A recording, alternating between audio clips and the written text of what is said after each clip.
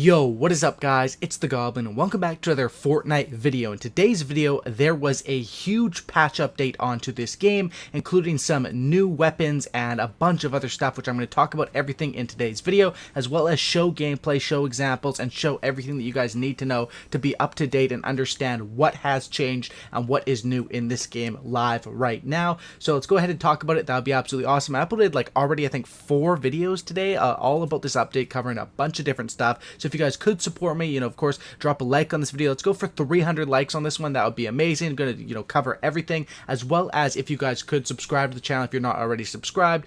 Basically, I do tips and tricks videos and cover everything to do with Fortnite news. So that would be absolutely amazing as well. And let's get right into it. So the first thing to talk about, the most interesting thing, and the thing that I've seen most people confused about, is the new blue pump shotgun, as well as they've taken away the purple tack and they've added a gray tack.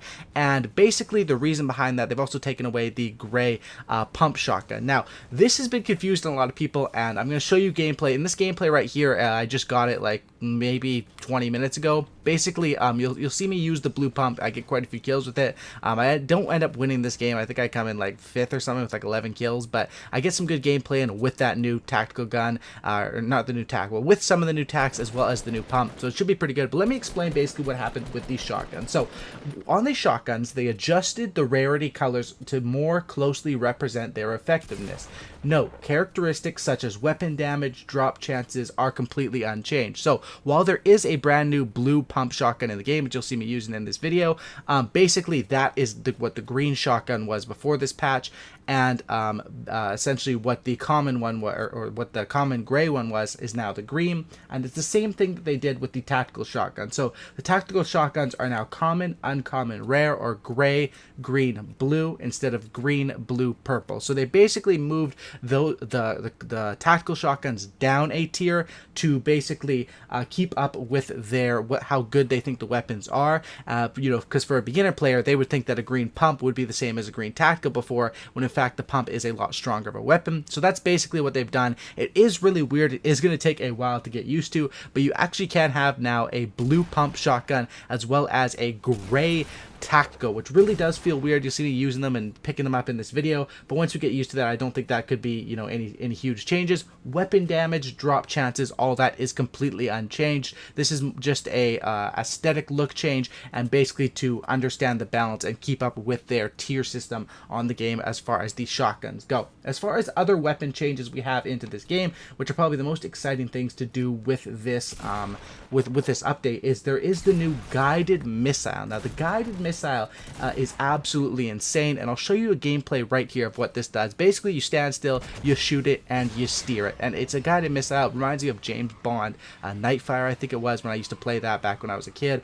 It had a similar weapon to this, but this is absolutely crazy. Of course, this thing is very strong. However, I think that it won't be too effective. It'll be more of something fun to rocket ride. You can rocket ride it, and basically how this thing works is when you shoot it, you're gonna have to stand still. You can operate it for, I think, up to 18 seconds, but people can shoot it down. It only has 100 health, and then you can't shoot another one for 3 seconds. And basically, I think that once people learn how to build around this, because it doesn't look like you can steer it too quick to go around buildings and stuff, or basically just shoot it out of the sky if you have good aim. I mean, people can shoot people that are jump padding out of the sky, so I don't think they'd have too much issue shooting out one of these rockets, because they do go kind of slow. But I think as of right now, before people get used to it, it can, get some in crazy clips. I think it is one of those things that, like the impulse grenade, it's for those top tier players to have some fun moments with and different stuff like that. I definitely think it is an awesome one. They come in epic and legendary rarity. They're only found in treasure chests and supply drops as of right now,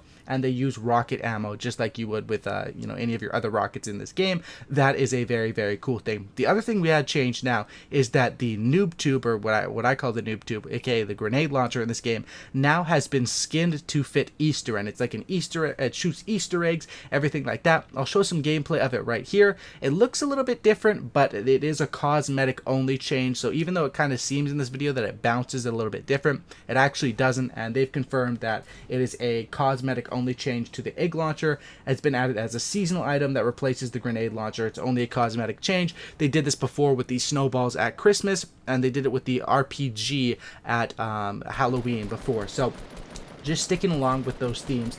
Next change here is that the launch pad was increased. The drop rate of launch pads was increased by 25%. Now this is awesome because the Blitz game mode, which they ended up taking out, but I hope that game mode will be coming back because everyone loved that limited time mode. I think so. All of my friends and the people that I play with and talk to love that game mode. Me personally, I thought it was so fun.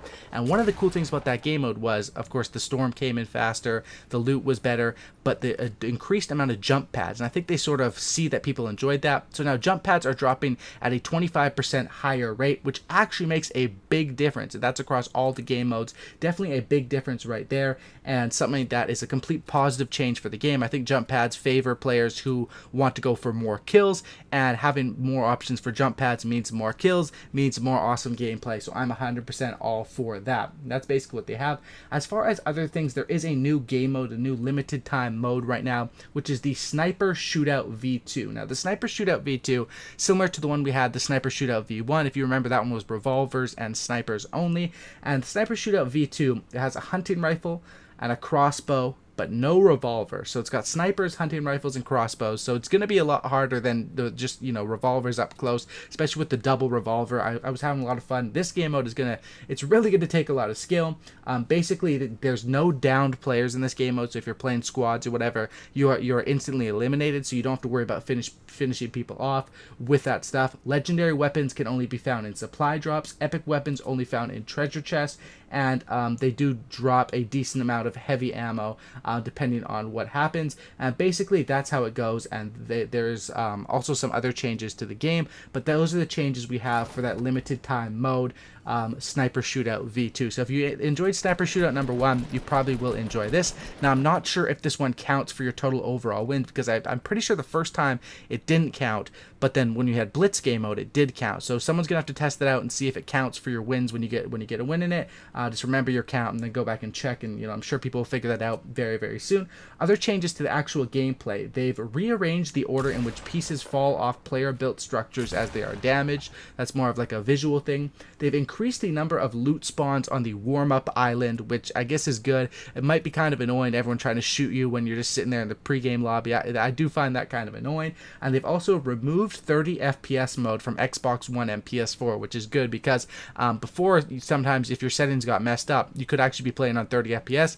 Now it's just 60 FPS, and that's what you're going to get, which is good because that's the correct way to play, and that's the best way to play if you can get the most frames, which you should be able to do on any Xbox or PS device, or PS4 or Xbox One are the devices it's available on. So definitely some good changes to that. And then the rest of this update is just a bunch of different changes to bugs and different bug fixes. They said that they've reduced the lag at the start of games. I was playing, there is still some lag when you're falling in. They basically said that they did major netcode optimizations to reduce lag. They improved the game responsiveness. They reduced the lag at the beginning of the match by optimizing networking to improve overall server frame rate. They've improved the texture filtering sharpness on PS4 and Xbox One, and improved the frame rate while other players are nearby. So they're basically saying that they've done a bunch of different sharpness, resolution, and lag changes to this game. When I played, I did notice there is still, it's not lag free. When you land at Tilted Towers, I still have that pause thing happening every once in a while, but that's what's happening with that. As far as other changes to the user interface, you now have party suggestions for your Epic friends on consoles, which is something that was available on PC, but wasn't on console before. Basically, if you're just like sitting in the lobby, it might pop up and say, hey, these friends are online if you want to play. They also added a zoom feature to the map, which is really interesting because I think this is good for squads or duos. So instead of just saying, hey, we're going to land here and trying to ping it, you can zoom in and ping the exact building or rooftop you guys are going to land at in Tilted Towers or in retail or whatever, so to get it more precise. So they've changed the buttons around there, which I took me a while to get used to, but that's what they have in that.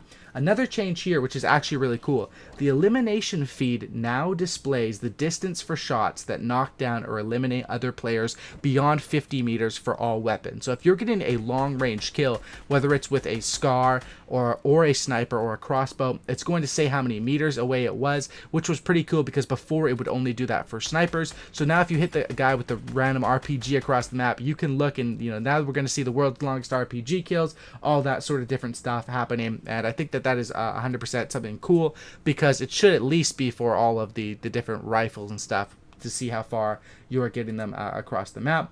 that's what they have.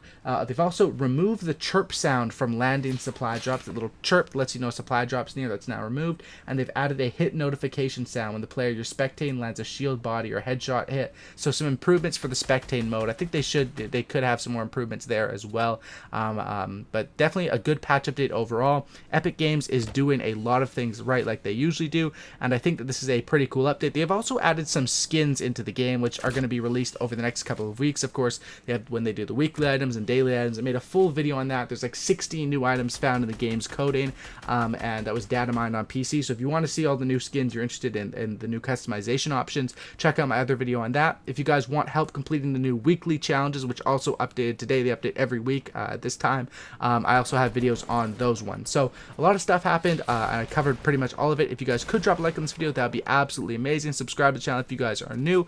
Thank you so much for the support. We're over 54,000 subscribers, and it's just absolutely amazing. That's about it, guys, and have a great night, and I'm out. Peace.